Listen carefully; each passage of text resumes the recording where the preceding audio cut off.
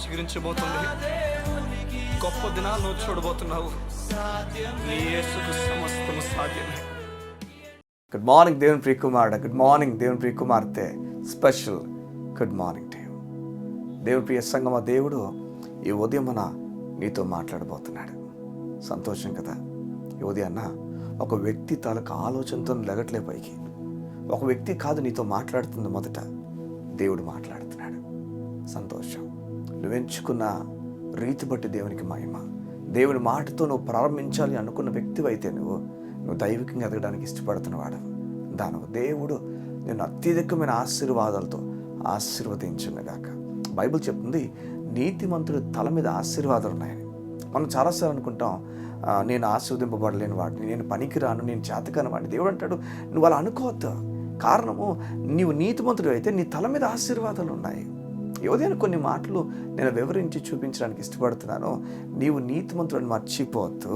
ప్రతిదినం జ్ఞాపకం చేసుకో, దేవుడు నా నీతిమంతుడిని పిలుచుచున్నాడు. ఎస్, ఈ మాట ప్రతిదినం జ్ఞాపకం చేసుకోండి. ప్రతిసారి నేను చెప్తుంటాను కదా ఈ మాట. మనం ఏది మర్చిపోయినా పర్లేదు, కానీ నీతిని ఇప్పుడు మర్చిపోకూడదు. నీతి దానంగా ఇవ్వబడిన విషయాన్ని మర్చిపోకూడదు. నీతియే మన జీవితాన్ని కడుతుంది, బలపరిచి నిలబెడుతుంది. ఏది అన్న కీర్తనలో మొదటి అధ్యాయాన్ని మీకు వివరించడానికి ఇష్టపడుతున్నాను. కీర్తనలో మొదటి అధ్యాయము బలమైన అధ్యాయం. కీర్తనలో మొదటి అధ్యాయంగా దాన్ని పెట్టినప్పుడు అది ఎంత బలాన్ని కలుగు చేస్తుందో చూడండి. జాగ్రత్త వినండి. కీర్తన మొదటి అధ్యాయం ఈ విధంగా రాయబడింది, దుష్టుల ఆలోచన చొప్పున నడువక. చూడండి, ప్రారంభిస్తూ అధ్యాయం ఈ విధంగా ప్రారంభించబడింది. దుష్టులనే వ్యక్తులుంటే, చెడ్డవారని వ్యక్తులుంటే వారి ఆలోచన ప్రకారంగా దేవుని నేను వెళ్ళొద్దని చెప్తున్నాడు. చూడండి, ఈ లోకంలో చెడ్డవారు ఉంటారు. చెడ్డవారుగా పిలువబడుతున్న వారు చాలామంది ఉంటారు. మనకు తెలుసు, మన కుటుంబంలో కానీ, వెలుపల కానీ, మన స్కూల్స్ అండ్ కాలేజెస్ కానీ, లేకపోతే మనం పనిచేస్తున్న చోట కానీ, ఏ చోటైనా చెడ్డవారును పిలువబడుతున్న వారు ఉంటారు.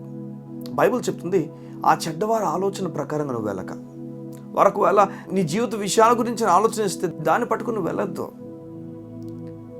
ఆ విషయాల పట్ల నువ్వు ఆధారపడి వెళ్ళొద్దు. ఈ చెడ్డవారు అనిపించుకుంటున్న వారు చెప్తున్న ఆలోచన ప్రకారం వెళ్ళొద్దు. ఏదన్నా వెంటనే వారు ఎవరైనా ఉన్నారా? ప్రత్యేకంగా నీవు అలాంటి పని చేస్తున్నావా? ఈ లోకపు చెడ్డవారు చెప్తున్న ఆ కథలను, ఆ మాటలను వినేసి ఆ ప్రకారం నడుచుకుని వెళ్ళిపోతున్నావా? చెడ్డ మార్గం ఎంచుకుంటున్నావా? దేవుడు చెప్తున్నాడు ఆ మార్గం నీకు మంచిది కదా. బైబిల్ చెప్తాను దుష్టుల మార్గము తుదకు నాశనం వైపు నడిపిస్తుందని. ఎప్పుడు నాశనం వస్తుందో తెలియదు, కానీ నాశనం వచ్చేస్తుంది అంతే. దేవుని మార్గము సంగమా నాశనం లేని మార్గం.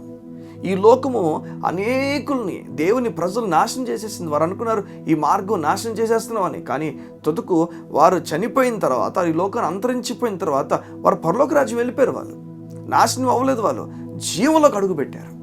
దేవుని మార్గం ఎప్పుడు జీవమైనదే. ఈ ఉదయం దేవుడు నీతో మాట్లాడి చెప్తున్నాడు, దుస్తులు చెప్తున్న ఆలోచన వైపు వెళ్ళమాక.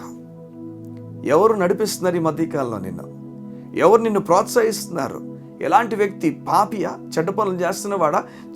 చెడు వైపు నడిపిస్తున్నవాడా? చెడు మార్గంలో వెళ్తున్నవాడు నీకు ఇచ్చిన ఆలోచన ప్రకారం వెళ్తున్నావా? అది మంచిది కానే కాదు. పాపుల మార్గమున నిలవద్దని బైబిల్ చెప్తుంది. మార్గాలు చూడండి, ఆలోచన ఒకటైతే మార్గం ఒకటే. మార్గం అంటే ఆలోచన తర్వాత వచ్చేది, ఆ మార్గాన్ని ప్రయాణించి వెళ్ళిపోవడం. దేవుడు చెప్తున్నాడు నువ్వు ఒకవేళ ఈరోజు ఆ మార్గంలో ఉంటే వెనక్కి వచ్చేసే. పాపులు వెళ్తున్న మార్గంలో నిలవద్దు నువ్వు. ఆ తుదకు నాశనం వైపే నడిపిస్తుంది సంగమా. తుదకు నాశనం వైపే తీసుకుని వెళ్ళిపోతుంది. దుష్టుల ఆలోచన నడవద్దు నువ్వు. పాపులు మార్గం నిలవద్దు. అపహాసకులు, అపహాసించేవారు, ఇష్టాసారంగా మాట్లాడేవారు, నోరు ఇష్టాసారంగా వాడేవారితో నేను దేవుడు ఉండొద్దని చెప్తున్నాడు. తుదకు ఏమైపోద్దంటే వారు మాట్లాడేవారు గనక, వారు అపహాసించేవారు గనక నీవు అలాంటి వ్యక్తి అయిపోతావు. వారిని వీరిని అపహాసించడానికి పనిచేస్తావు.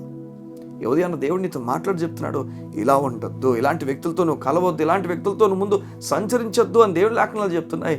అయితే మనకు ప్రశ్న రావాలి, ఎవరితో ఉండాలి మనం? ఇప్పుడు దుష్టుడు ఆలోచన చెప్పి నడవద్దు, ఓకే. ఎవరు ఆలోచన చెప్పి నడవాలి? మరి ఎవరు ఆలోచన తీసుకోవాలి అంటే దుష్టుడు ఆలోచన తీసుకోవద్దు కనుక మంచివాడు ఆలోచన తీసుకోవాలి. చెడ్డవాళ్ళు మార్గం నడవద్దని చెప్పాడంటే మంచివాళ్ళ మార్గం నడవాలి. అపహాసకులు అపహాసించే చోట కూర్చోద్దని చెప్పాడు కనుక ఇప్పుడు అపహాసించలేని వారు మంచిగా మాట్లాడే వారితో కూర్చోవాలి. బైబిల్ అది చెప్పట్లేదు, అలా రాయట్లేదు. బైబిల్ చూడండి రాస్తుందో, చూడండి, యెహోవా ధర్మశాస్త్రమునందు ఆనందించుచు దివారాత్రములు ధ్యానించువాడు ధన్యుడు. చూడండి, ఎవరిని ధన్యులను పిలుస్తుంది బైబిల్ అంటే దివారాత్రములు ధ్యానించేవాడే.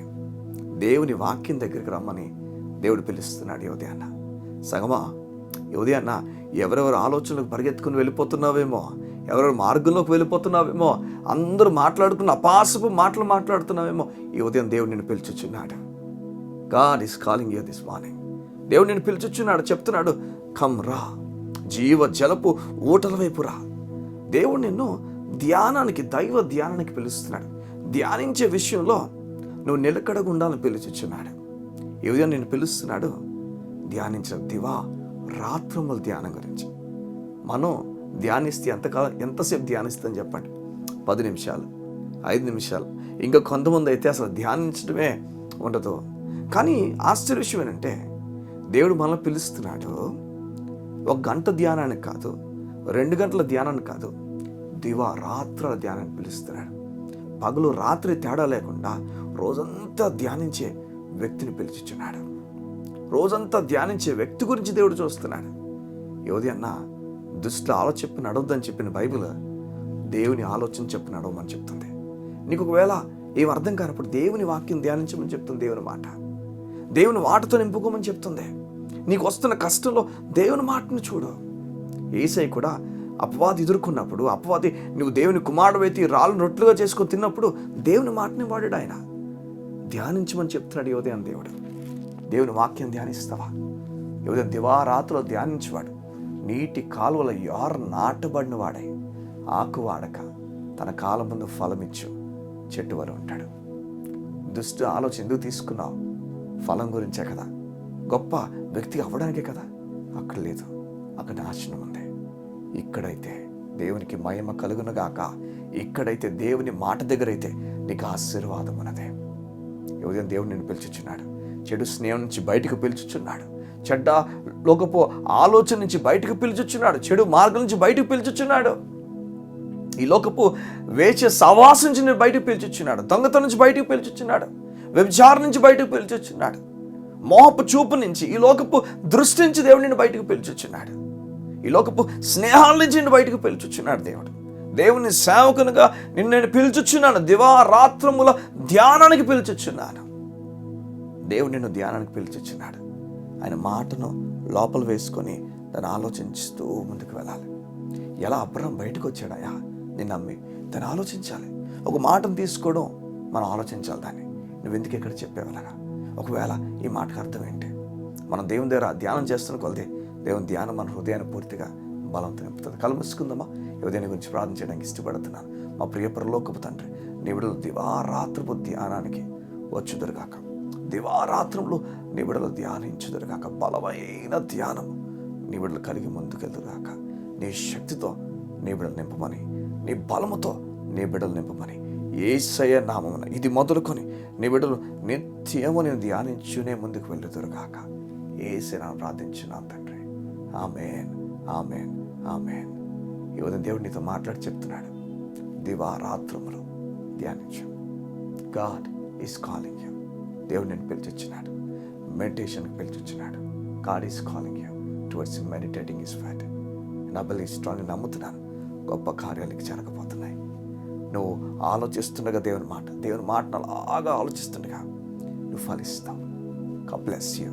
See you tomorrow.